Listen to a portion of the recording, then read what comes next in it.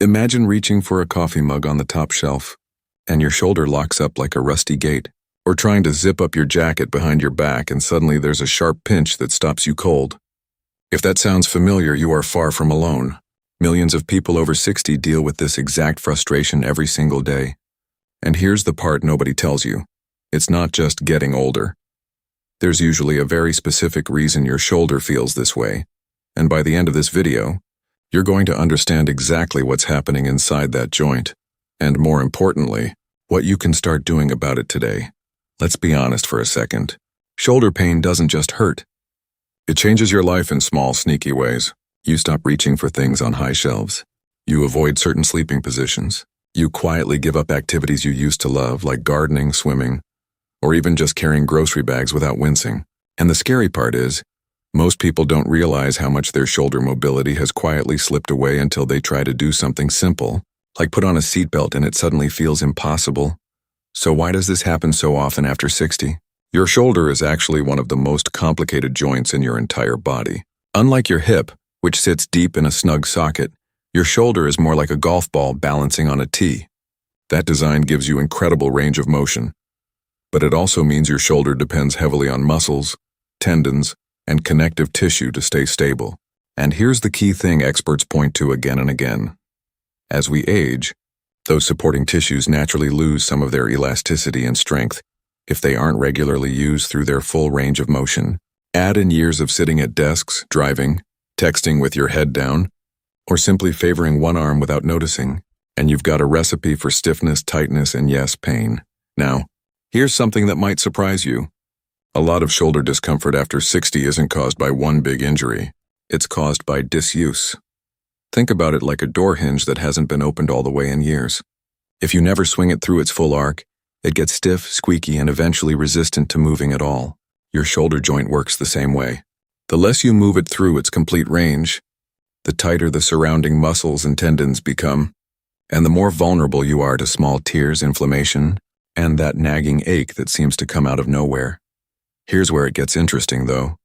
Research in movement science and physical therapy has consistently pointed to one powerful idea. Gentle, consistent targeted movement can help maintain and even improve shoulder function for most people, especially when pain isn't caused by a serious structural injury. Experts often emphasize that keeping muscles active and joints mobile is one of the most supportive things you can do for long-term shoulder health. That doesn't mean pushing through sharp pain or ignoring your body. It means understanding which movements actually help restore flexibility and strength versus which habits quietly make things worse. And that's exactly what we're going to walk through together. In just a moment, I'm going to share 7 gentle, doctor-approved style movements that many people have found genuinely helpful for restoring shoulder comfort and mobility. But before we get into those 7 movements, there's one mistake almost everyone over 60 makes with their shoulders without even realizing it. And it might be the exact thing keeping your pain around longer than it needs to. Stick with me, because once you know what this mistake is, you'll probably recognize it in your own daily routine immediately. That mistake is what experts sometimes call protective guarding. When your shoulder hurts, your natural instinct is to stop moving it. You hold your arm closer to your body. You avoid lifting it overhead. You unconsciously let your other arm take over daily tasks. It feels like the safe thing to do, and in the first day or two after a sharp injury, some rest absolutely makes sense.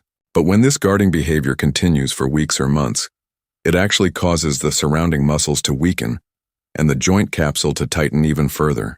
This is sometimes part of what leads to that frustrating, deeply stiff shoulder feeling that some people describe as feeling almost frozen. The very habit that feels protective ends up reinforcing the stiffness and discomfort you're trying to avoid. So what's the alternative? It's not about pushing hard or ignoring pain signals. It's about gentle, controlled, pain-free movement that keeps the joint lubricated, keeps blood flow moving to the area, and keeps those supporting muscles active without straining them. Think of it like watering a plant that's been neglected. You don't flood it all at once. You give it small, consistent amounts of what it needs, and slowly, you see it come back to life. Before we move into the 7 exercises, I want to mention something important. Everybody's shoulder situation is different. Some people are dealing with simple stiffness from sitting too much. Others may have an old injury that never fully healed. And some people should absolutely check with their doctor or a physical therapist before starting any new movement routine, especially if there's been a recent fall, a sudden severe pain, or numbness running down the arm. These movements we're about to cover are designed to be gentle and low impact, appropriate for most people, but please listen to your body, and if anything causes sharp pain, stop and check in with a healthcare provider. Now here's a quick question for you to think about as we move forward. Out of the 7 movements I'm about to share, one of them is considered by many physical therapists to be the single most effective starting point for almost everyone dealing with shoulder stiffness, regardless of the cause. Keep that in mind, because I'll reveal which one it is and more importantly exactly why it works so well when we get there. Alright, let's get into it. These 7 movements are simple enough to do in your living room. They require no special equipment and many people find they take less than 10 minutes total. The goal here isn't to lift heavy or push through discomfort. The goal is gentle, controlled motion that gradually restores flexibility and supports the muscles around your shoulder joint. The first movement is often called the pendulum swing, and this is actually the one many physical therapists consider the best starting point for almost anyone with shoulder discomfort, which is exactly what I promised to reveal earlier. Here's why it's so effective. You simply lean forward slightly, resting your unaffected hand on a table or chair for support, and let your sore arm hang loosely down toward the floor. Then you gently swing that arm in small circles, first clockwise, then counterclockwise, and also gently forward and back, like a pendulum on a grandfather clock. What makes this so powerful is that gravity does the work for you. Your muscles stay relaxed, so there's no strain, yet the joint still moves through a real range of motion.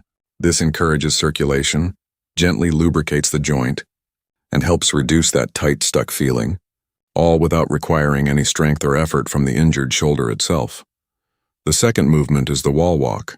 Stand facing a wall, close enough to touch it, and place your fingertips on the wall at about waist height. Slowly walk your fingers up the wall like a little spider, as high as you comfortably can without pain, then walk them back down. This movement gently challenges your shoulder to reach overhead in a controlled, supported way, which many people avoid entirely once their shoulder starts hurting. And that avoidance, as we talked about earlier, is often what makes the stiffness worse over time. The wall walk lets you rebuild that overhead reach gradually at your own pace, with the wall providing stability the whole time. The third movement is the cross-body stretch. Using your unaffected arm, gently guide your sore arm across your chest, holding it just below the elbow, and hold that gentle stretch for about 20 to 30 seconds. This targets the back of the shoulder, an area that tends to get particularly tight from years of sitting with rounded shoulders or looking down at phones and books.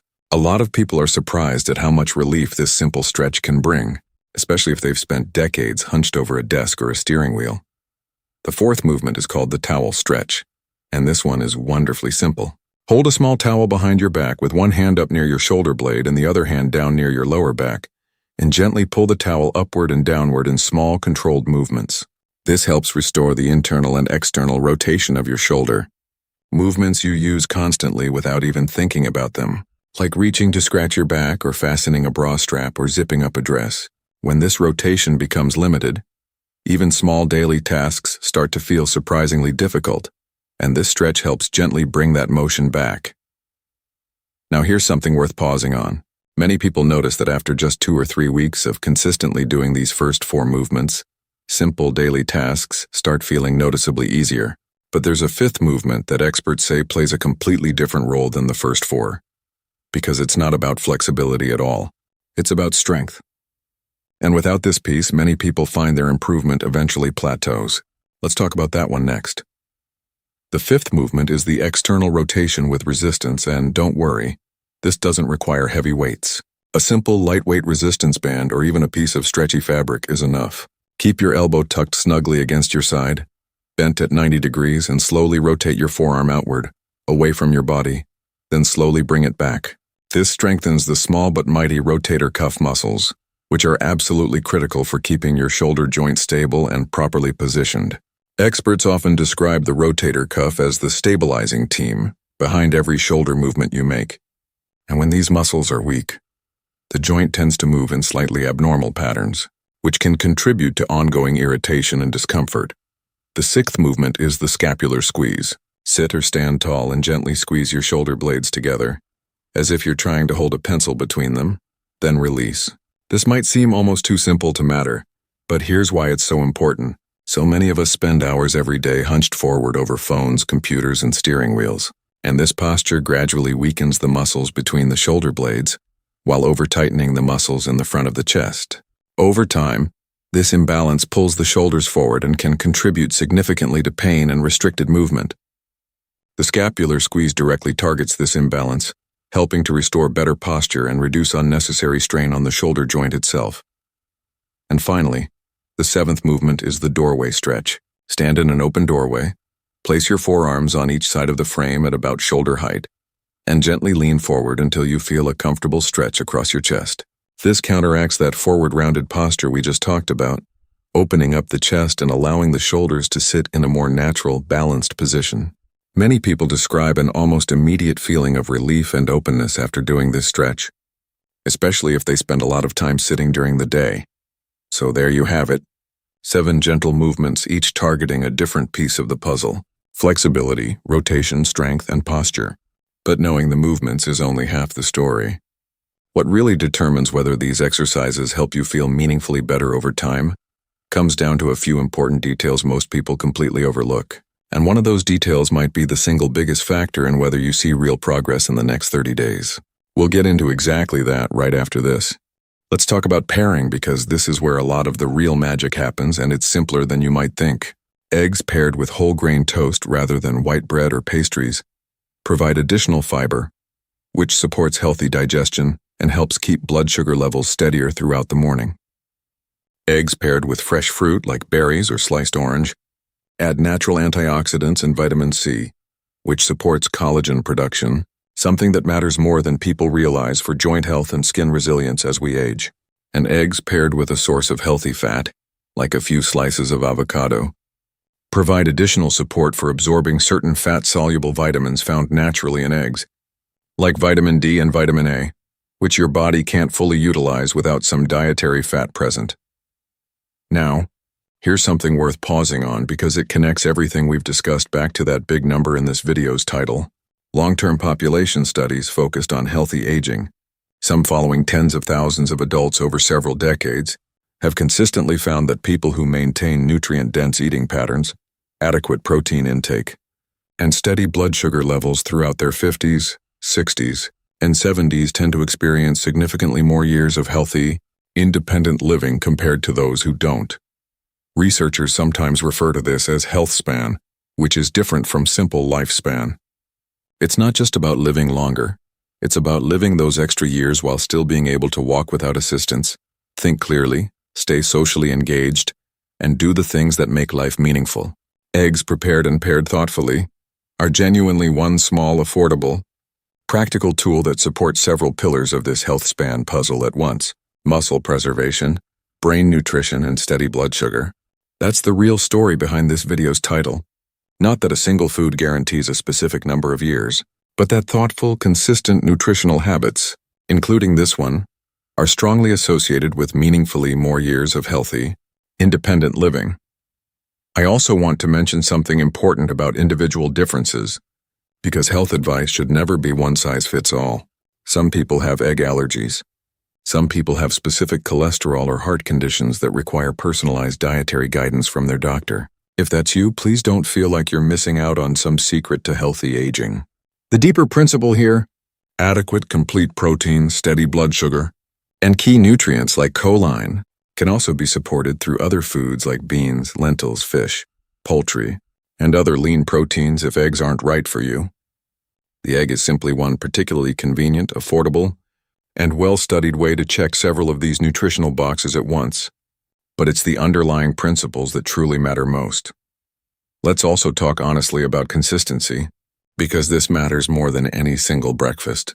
Eating eggs once won't transform your health, but choosing a nutrient-dense breakfast most mornings, one that includes complete protein, some fiber, and colorful vegetables or fruit, repeated day after day, week after week, year after year, is exactly the kind of small, boring, unglamorous consistency that researchers studying healthy aging keep identifying as one of the most powerful predictors of who stays strong, sharp, and independent well into their 80s and beyond. So let's bring this all together. The egg itself isn't magic, and no single food can promise you a specific number of extra years. But the research is genuinely encouraging when it comes to how eggs, prepared thoughtfully and paired wisely, can support muscle preservation, steady energy, and brain-supporting nutrients like choline, all of which are strongly connected to the broader picture of healthy, independent aging. Combine that with gentle cooking methods, smart pairings with vegetables and whole grains, and genuine day-to-day consistency, and you have a small, practical, affordable habit that supports several of the most important pillars of healthy aging at once. Here's my honest encouragement to you. Tomorrow morning, try preparing your eggs a little differently. Maybe poached or lightly scrambled in olive oil, paired with some sautéed spinach or a side of berries, and pay attention to how you feel over the next few hours. Small shifts like this, repeated consistently, are exactly the kind of thing that quietly adds up to meaningfully more energetic, independent years down the road. I'd love to hear from you in the comments. Tell me how you like your eggs prepared, or if you've noticed a difference in your energy or focus on mornings when you eat a protein-rich breakfast versus a carb-heavy one. Your experience might be exactly what someone else needs to read today. If this video gave you something valuable, please share it with a friend or family member who could use a little encouragement toward healthier daily habits. Because so many people don't realize how much these small, consistent choices truly matter. And if you'd like more honest, science-based tips for staying strong, sharp, and independent as you age, go ahead and subscribe, because there's so much more valuable information coming your way. Take care of yourself, be consistent, and I'll see you in the next video.